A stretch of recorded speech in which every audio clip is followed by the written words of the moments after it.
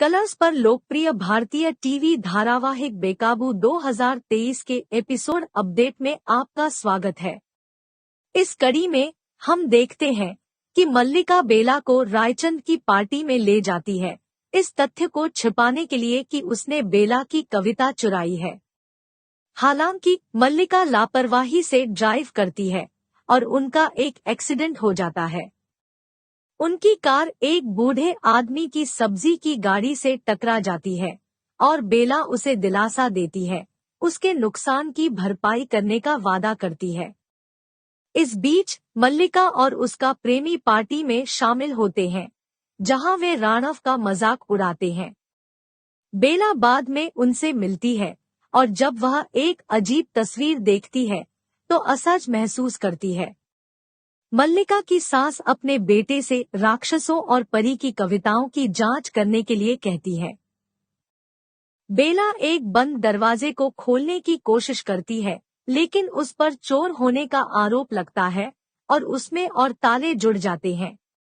मल्लिका और उसका प्रेमी नाचते हैं, जबकि राणव लगभग लड़खड़ा जाता है, लेकिन बेला उसे बचा लेती है।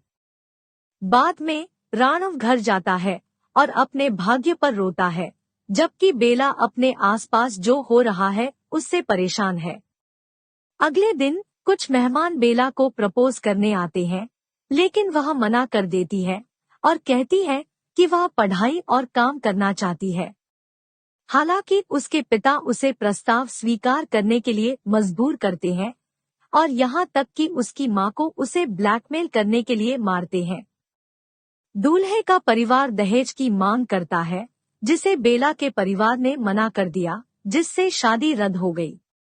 लेकिन फिर दूल्हा अपनी मां से कहता है कि वह बिना दहेज के बेला से शादी करना चाहता है और बेला मान जाती है।